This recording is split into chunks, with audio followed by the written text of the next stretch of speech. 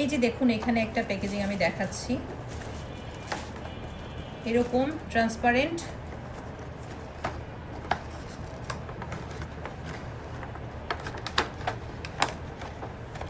এরকম transparent lead হয়।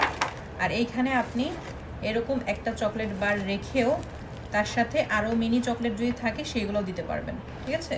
তবে হ্যাঁ, যদি আপনি চান যে না আমি মিনি চকলেটগুলো নিব না, আমি শুধু এই বক্সটাই নিব, তাহলে আপনি শুধুমাত্র এই চকলেটের বক্সটাই কাস্টমাইজ করে নিতে পারবেন।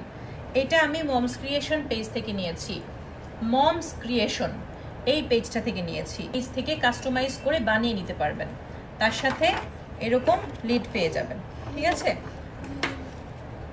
এই বক্সগুলো কিন্তু ডিরেক্ট কুরিয়ারে দিতে পারবেন না। এই বক্সগুলো দেওয়ার জন্য অবশ্যই আপনাকে আলাদা কোনো কার্টুন বক্স ব্যবহার করতে হবে। এই যে এরকম কোনো কার্টুন বক্স ব্যবহার করতে হবে, ঠিক আছে।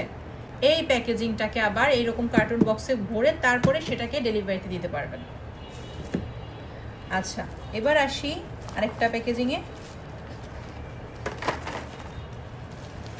এই যে মাত্র আপনাদেরকে কার্টুন বক্স দেখালাম, এগুলাও আপনি কাস্টমাইজ করে বানাতে পারবেন এই সাইজে, এই চকলেটের সাইজে এরকম চিকন কার্টুন বক্স বানাতে পারবেন।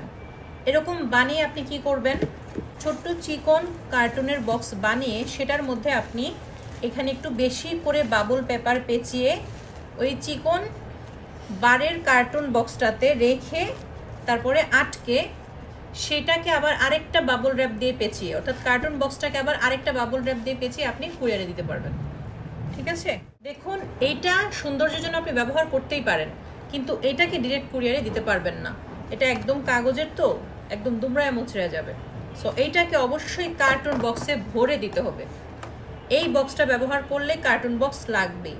আর যদি শুধু কার্টুন বক্স দেন তাহলে তো দিতেই পারেন, তবে ভিতরেও বেশি করে বাবল পেপার দিয়ে চকলেটকে পেঁচায় দিতে হবে এবং পরেও এই কার্টুন বক্সটাকে আবার বাবল র্যাপ দিয়ে ভালো মতো পেঁচায় দিতে হবে, ঠিক আছে।